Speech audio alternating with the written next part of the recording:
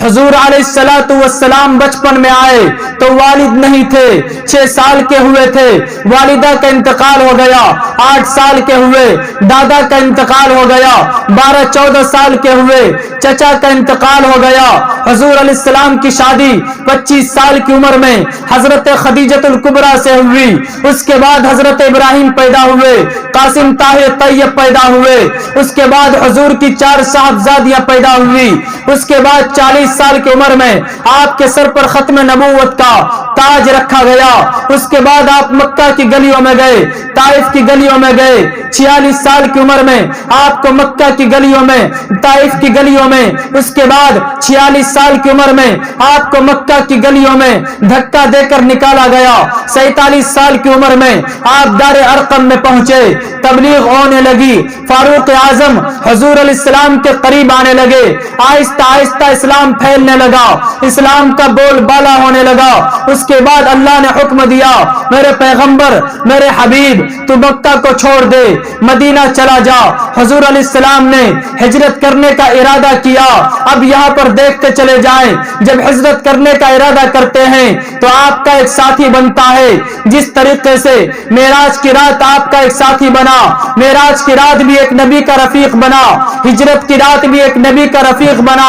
معراج کی رات وہ نبی کا رفیق تھا جسے جبریل امی کہتے ہیں، ہجرت کی رات وہ نبی کے رفیق بنے جسے آپ حضرت صدیق اکبر کہتے ہیں۔ معراج والے رفیق کو دیکھو، وہ کہتے ہیں کہ اگر میں ایک پر بھی اوپر کو اٹھتا ہوں تو اللہ کی تجلی میرے پروں کو جلا کر راکھ کر دے گی۔ اور اس رفیق کو دیکھو جو غار میں بھی ساتھ ہے، صبح بھی ساتھ ہے، شام بھی ساتھ ہے، ہر وقت ساتھ ہے۔ آپ اس کو یوں دیکھتے چلے جائیں اور مطالعہ کرتے چلے جائیں، حضور علیہ السلام کی زندگی کو اور حضرت صدیق اکبر کی زندگی کو آپ ان دونوں میں مطابقت پیدا کرتے چلے جائیں۔ حضور علیہ السلام کی عمر 63 برس، صدیق کی عمر 63 برس۔ پیارے آقا کی وفات پیر کے دن، صدیق کی وفات پیر کے دن، پیارے آقا کی وفات کے وقت سران عائشہ بیٹھی، صدیق کی وفات کے وقت سران عائشہ بیٹھی۔ پیارے آقا نے فرمایا کہ ایک مسواک لائی جائے، صدیق نے بھی کہا کہ مسواک لائی جائے۔ پیارے آقا نے فرمایا مسواک سخت ہے، نرم کیا جائے۔ صدیق اکبر نے بھی کہا مسواک سخت ہے، نرم کیا جائے۔ پیارے آقا کے مسواک کو عائشہ نے چبایا، نرم کیا۔ صدیق اکبر کے مسواک کو بھی عائشہ نے چبایا، نرم کیا۔ پیارے آقا کو وفات سے 2 سال پہلے زہر دیا گیا، صدیق اکبر کو بھی وفات سے 2 سال پہلے زہر دیا گیا۔ پیارے آقا کو زہر گوشت میں دیا گیا، صدیق اکبر کو بھی زہر گوشت میں دیا گیا۔ پیارے آقا کے ساتھ جو ساتھی تھے، ایک ان میں سے اسی وقت شہید ہو گئے۔ صدیق اکبر کے ساتھ جو ساتھی تھے، ایک ان میں سے اسی وقت شہید ہو گئے۔ پیارے آقا کے نواسے کو شہید کیا گیا، صدیق کے نواسے کو شہید کیا گیا۔ پیارے آقا کے نواسے کو خلافت کے معاملے میں شہید کیا گیا، صدیق کے نواسے کو بھی خلافت کے معاملے میں شہید کیا گیا۔ پیارے آقا کے نواسے کا سر کاٹا گیا، صدیق کے نواسے کا سر کاٹا گیا۔ پیارے آقا کے اوپر جو چادر آئی وہی چادر صدیق پر آئی، جو چارپائی آقا کے لیے آئی وہی چارپائی صدیق کے لیے آئی، جو چادر آقا کے اوپر آئی وہی چادر صدیق کے اوپر آئی۔ ارے جہاں آقا کا مزار بنا وہاں صدیق کا مزار بنا۔ وہ پیغمبر تو نہ تھا، پیغمبر جیسا لگتا تھا، وہ دریا تھا مگر گہرے سمندر جیسا لگتا تھا۔ تڑپتے تھے فرشتے جس کو چھونے کے لیے اکثر، وہ اس مقصد کا محراب اور منبر جیسا لگتا تھا۔ وہ چلتا تھا تو ہر ایک شے مہک اٹھتی تھی میلوں تک، وہ انسان تھا مگر خوشبو کے پیکر جیسا لگتا تھا۔ حضور علیہ السلام حضرت صدیق اکبر کے ساتھ ہجرت کے لیے روانہ ہوتے ہیں تو حضرت صدیق اکبر اپنی بیٹی اسماء کو کہہ کے جاتے ہیں کہ بیٹی اسماء غار میں جانا ہے، کھانا لے کے جانا ہے۔ اسماء 8 سال کی معصوم بچی، اولاد والوں، بچیوں والوں، 8 سال کی معصوم بچی اسماء کھانا لیتی ہے، اور کھانا کوئی مرغ کی غذائیں نہیں، ستو جو کی روٹی ہے، اسے لے کے جانا ہے۔ چھپا کے لے کے جانا ہے۔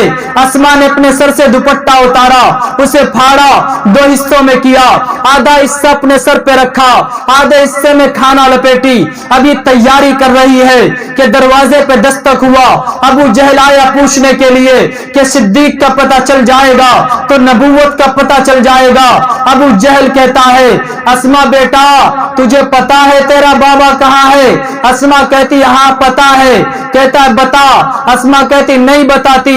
پھر کہتا بتا۔ پھر کہتی حضرت اسما نہیں بتاتی۔ پھر تیسری مرتبہ پوچھتا ہے ارے بتا۔ حضرت اسما کہتی ہے نہیں بتاتی۔ لوگوں حضرت اسما کو زور سے تماچا مارا، حضرت اسما نیچے گری، پتھر لگا، خون آیا۔ صدیق میں ساری کائنات کی وفاؤں کو تیری وفا پہ قربان کر دوں۔ صدیق میں ساری کائنات کی اداؤں کو تیری ادا پہ قربان کر دوں۔ صدیق میں ساری کائنات کی یاریوں کو تیری یاروں پہ قربان کر دوں۔ صدیق یہ نہیں پوچھتے، لوگوں یہ نہیں پوچھتے۔ حالانکہ علامہ ابن حجر اسقلانی لکھتے ہیں کہ جب نیچے اسما گری تو نیچے نوکدار پتھر تھا، اس پتھر پہ کنپٹی لگی، پیشانی لگی، خون آیا، چہرے سے خون بہ رہا ہے، منہ سے خون بہ رہا ہے۔ حضرت اسما اندر جاتی ہیں، مرم پٹی کرتی ہے، غار میں چلی جاتی ہے۔ حضرت صدیق اکبر دیکھ کے کہتے ہیں اسما بیٹا یہ کیسے ہوا؟ حضرت اسما کہتی ہے بابا راستے میں مشرکین مکہ کا سردار ملا تھا، وہ مجھ سے پوچھ رہا تھا تیرا بابا کہاں ہے؟ میں نے کہا نہیں بتاؤں گی بابا، اس نے مجھے مارا، میں نیچے گری، پتھر لگا، خون آیا۔ صدیق میں ساری کائنات کی یاریوں کو، ساری کائنات کی اداؤں کو، ساری کائنات کی حسیناؤں کو تیری یاروں پہ دوستیوں پہ قربان کرتا ہوں۔ صدیق اکبر یہ نہیں پوچھتے، لوگوں یہ نہیں پوچھتے کہ بیٹی تجھے تکلیف تو نہیں ہوئی۔ صدیق اکبر یہ نہیں پوچھتے بیٹا تجھے درد زیادہ تو نہیں ہوا۔ صدیق اکبر کہتے ہیں بیٹا یہ بتا اس نے جو تجھے مارا تو نے یہ جملہ میرے علاوہ کسی اور کو بتایا تو نہیں؟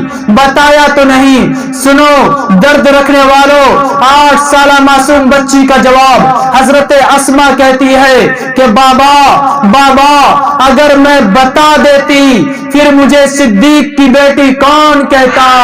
وہ پیغمبر تو نہ تھا، پیغمبر جیسا لگتا تھا، وہ دریا تھا مگر گہرے سمندر جیسا لگتا تھا۔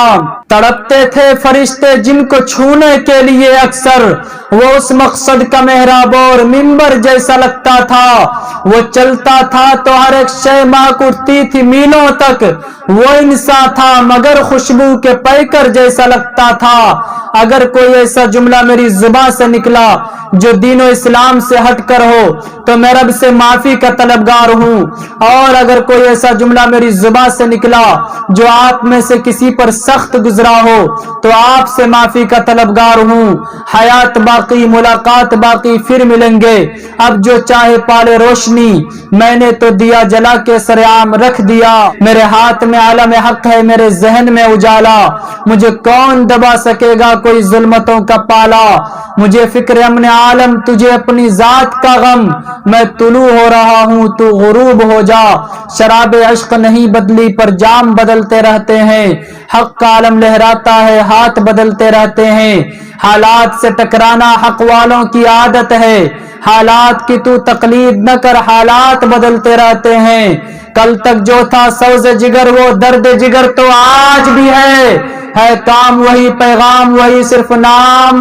یہ بے جان چیزیں، یہ پھیکی نمائش، یہ پھول اور کلیاں، یہ ساری ہٹا دو۔ جہاں سے گزرنا ہے ان محوروں کو وہاں میرے سینے کی دھڑکن بچھا دو۔ وما علینا الا البلاغ۔